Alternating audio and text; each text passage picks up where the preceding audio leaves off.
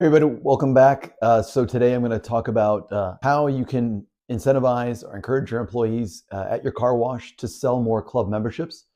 There's three common ways I see this, so let's jump right in. So for those who don't know me, my name is Matt D'Souza. I've been in the car wash industry for a few years now. I was most recently the head of sales and marketing at Washify prior to getting bought by DRB and then sometime afterwards. Now I'm at Flexwash.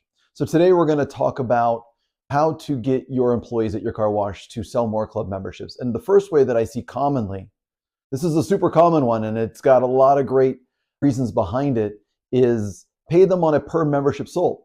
So your staff is there, whether they're at the pay station, the kiosk, whatever you want to call it, and they're selling memberships to people that, hey, do you come here often? Do you want to come here more often? Whatever their pitch is, however you have it scripted or they have it memorized, they're doing it, and you have a way of calculating who sold what, right? Maybe they're signing in at your pay station or they're signing in some other way. So that's one way. And then I see people tier it so that maybe you get zero incentive pay if you only sign up 5 in a month or 5 in a week.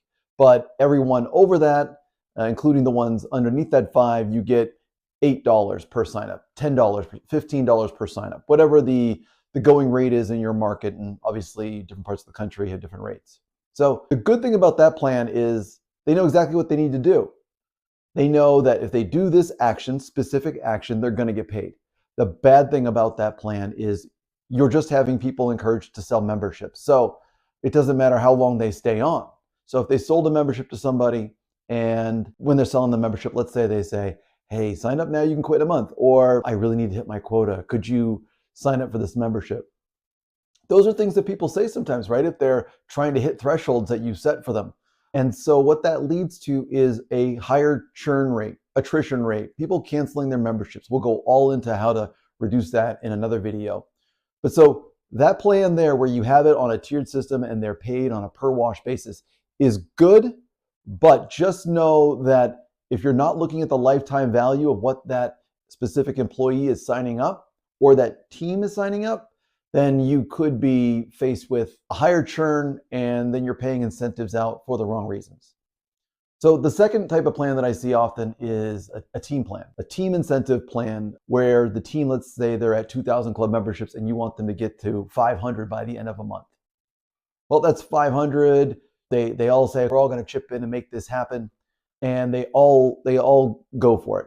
That's great, but it doesn't help you improve individuals. And if you are keeping a leaderboard, which I see out there, some people have put it in the break room in terms of who sold what. It's a great way to get everybody going because what you'll see often is somebody maybe hits a certain number and they might sit back. And somebody might not be looking to hit a certain number because they count on other people to hit that number for them. And this goes into the hiring too, which I'll talk about, because taking a normal customer support person or a customer service person and turning them into a salesperson is a very tough task. There's ways to do it, but sometimes it's just not, and they're not going to be motivated in that way. So first plan again is selling based on a per unit basis. They get an incentive. The second plan is a group plan, and you might have thresholds in that group or a BHAG, a big, hairy, audacious goal. You're tracking it on a whiteboard. You're tracking it on some sort of monitor in the break room. However you're doing that, I think that is a good plan as well. But I think what you're going to find there is that uneven performance. And yes, it'll all be something that can be seen, but taking the corrective action is sometimes too late in that plan. Now, the third plan that I've seen people do, which I really love, is a lifetime value plan. Let's take, for example, when 2 reps are selling at the same amount in the same month, let's say. So it's John and Becky. John sells 50 club memberships. Becky sells 50 club memberships. Each one is worth, let's say, $30. And so they sign the same amount of people up. The initial 1 month value of that is $1,500, right? So they're both equal, great. But now if we take a longer term view and we look at 6 months later, how many are still on with John? Well, let's say he has none. So they all quit after the first month. So you only got $1,500 of lifetime value out of it. You still paid him an upfront incentive. Well, that's a bad idea. And let's say that Becky had all of them still on. And in fact, she had something called reverse churn, where some of those counts added family plans. They bought more services. They upgraded plans. She's an all-star. And so she should be rewarded for that. And so what we see is people who are doing membership plans that reward the team what we're seeing is the plans that work the best then are the ones that take into account the lifetime value of what John and Becky has sold.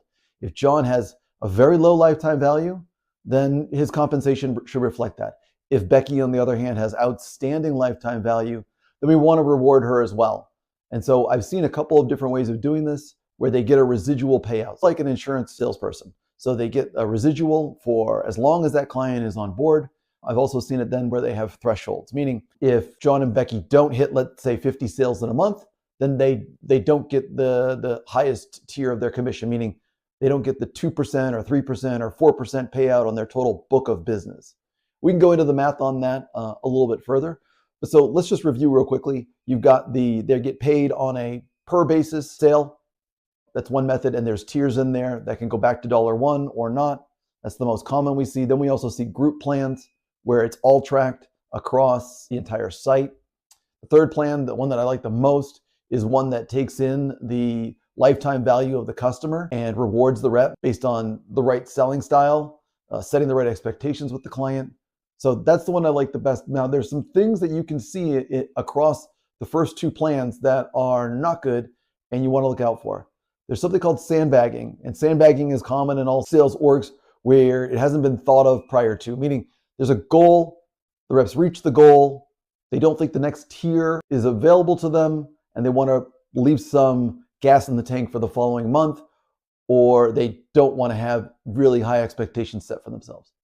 So you've got to look for a way to make sure that even if they hit a goal, that there's still something they can reach for, and that each incremental dollar is accounted for and rewarded. That's one thing. The other thing is sales swapping. So let's say that Becky and John are selling, and Becky's now having a tough month selling, and then John allows Becky to take credit for some of his sales. Well, that's something that you've got to look for, because that's called gaming a comp plan. And when you game a comp plan in that way, it can have really bad results for the team in terms of learning how to sell, and for management because they're paying out dollars to folks that they probably shouldn't have been doing that for. So I hope this was informative.